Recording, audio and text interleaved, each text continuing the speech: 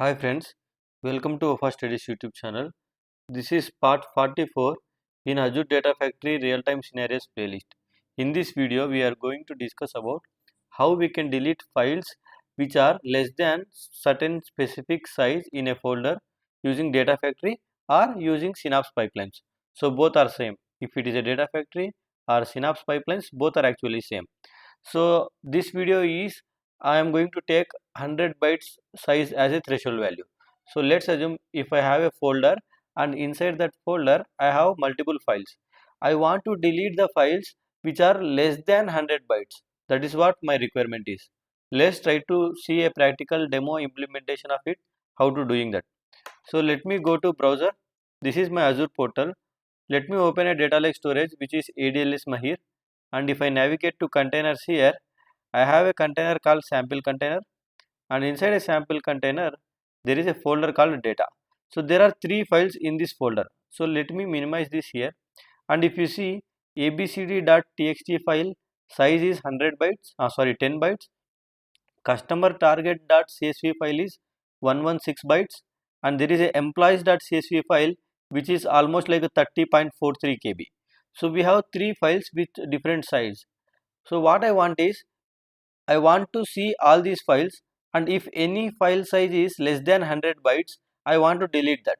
So that is what my requirement. So if you closely observe, in this case what I should be doing it is, if I want to delete a files which are less than 100 kb, then I have to delete this abcd.txt file, right? Because this is the only file which is less than 100 bytes. All other files are greater than 100 bytes. So let's try to implement this and run the pipeline and see whether that will actually happen or not. So let me go to Azure Data Factory here, and let me navigate to author menu, and here let's try to create a new pipeline. So in this pipeline we are going to use activities to perform our task. So the first activity should be like get metadata activity. So using this get metadata activity, what we should be doing is we should create a data set which is pointing to this data folder, and inside the folder whatever the child items we have, we should take all the child items. So how to do that?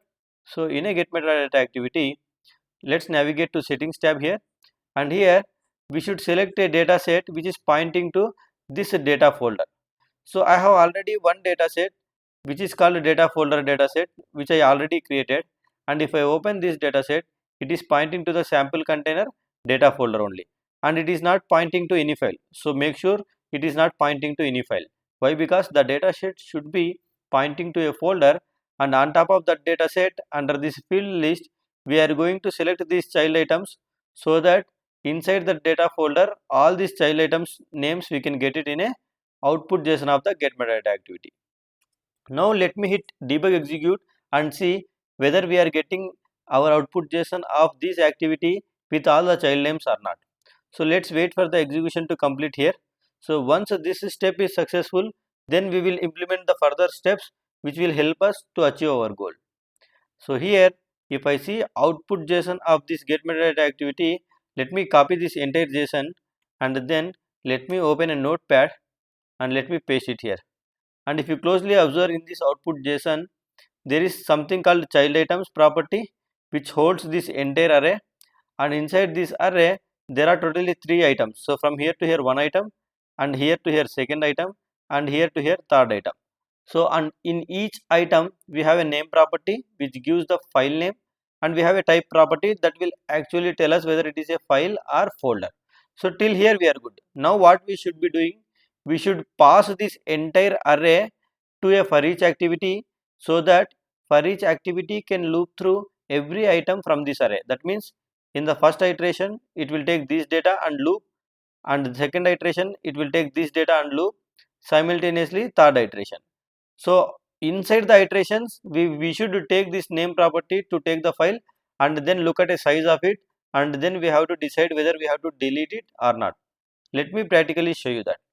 So here let's click this activity, and let's click this arrow that will give a dialog like this to select a new activity after this activity. So I want to execute a for each activity now. Okay, so now to the for each activity under settings, maybe I want to execute all the iterations of the for each in a sequence order.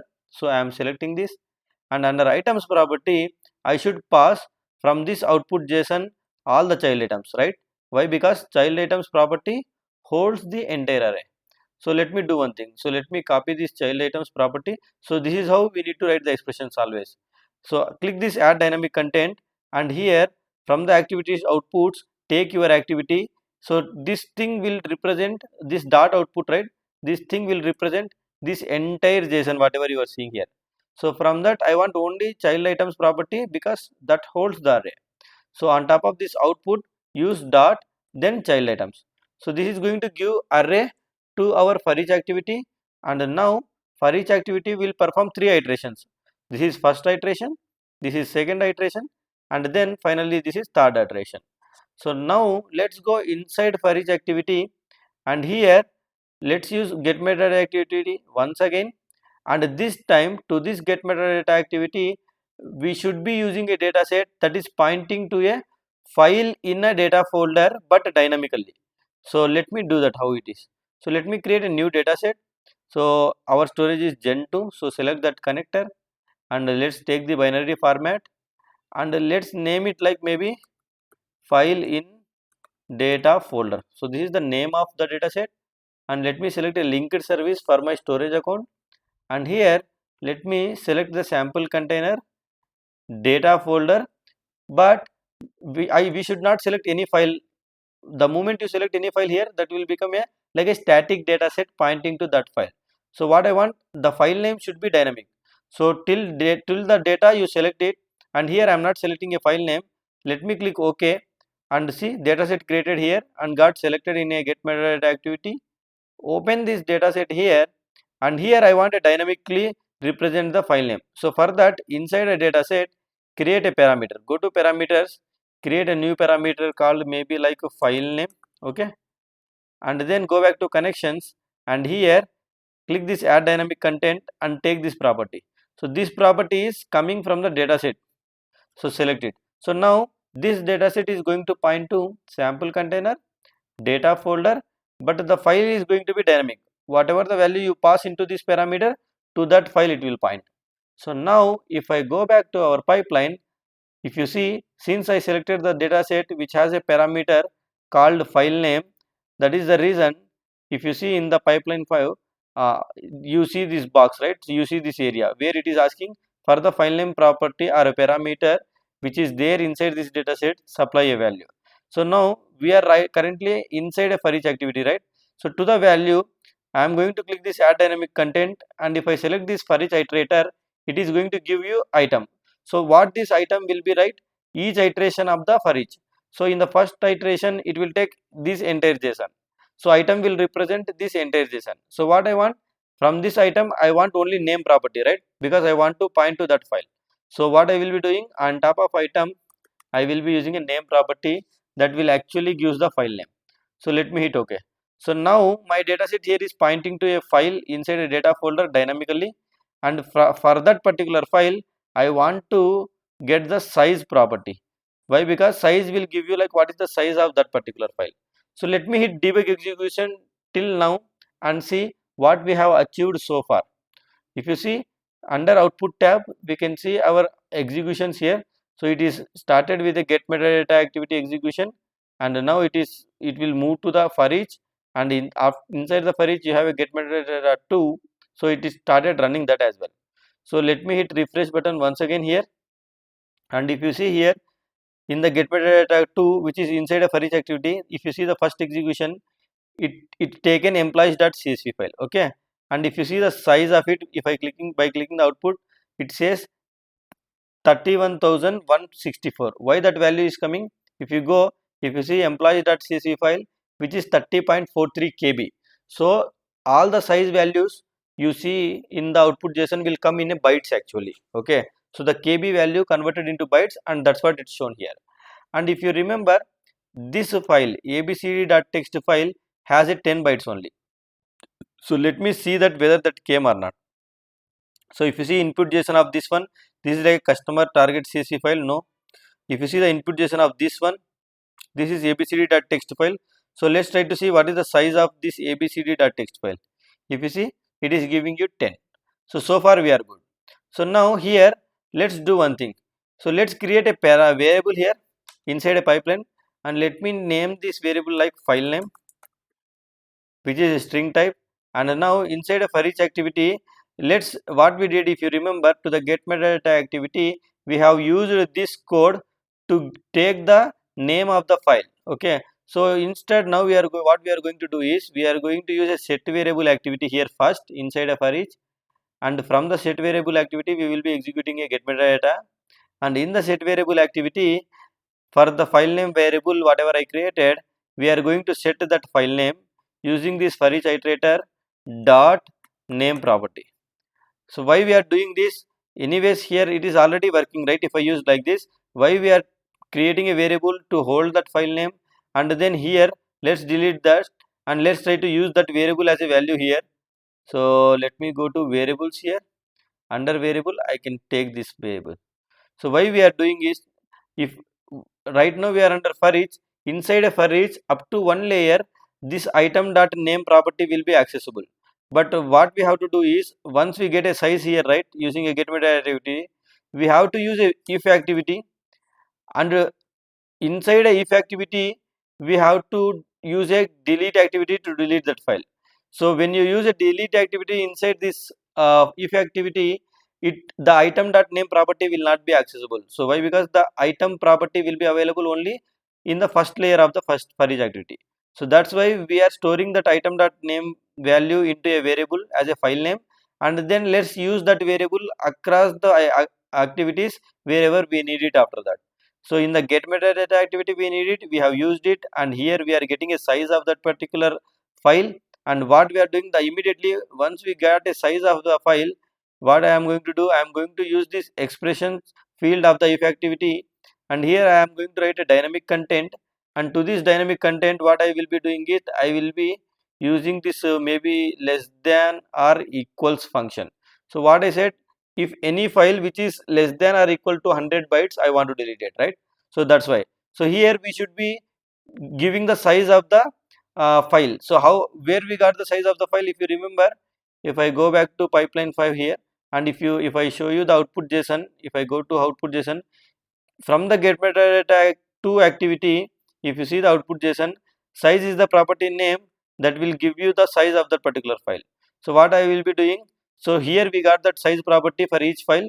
So I will be using same thing in a if condition. Click this add dynamic content, and here let's go to activity outputs. Let's take this get metadata to activity. So on top of this to activity output, I will be accessing the size property to get the size of it. So now if you see the expression here in the if activity, okay, so it got deleted. Let me do one thing. Okay, less than or equals, right? So less than or equals, then whatever the size it comes, that size, if less than or equals to 100, then return true. If it is true, that means the file size is either equals to 100 bytes or less than. So if it is true, then that's where we have to delete the file, right? That's what we have discussed. So inside a true, I am going to use a delete activity now to delete that particular file. So let's use a delete activity, and then inside a delete source tab, let's select the same dataset which I just created, which is dynamically pointing to a file inside a data folder. And here, see, this is here also I have to supply the file name, right? We are right now under for each, inside of for each, again inside a if condition we are, right? So now here if I click add dynamic content, I won't see that for each iterator. That means item dot name will not work. That is the reason we stored that file name into a variable in the upper layer itself.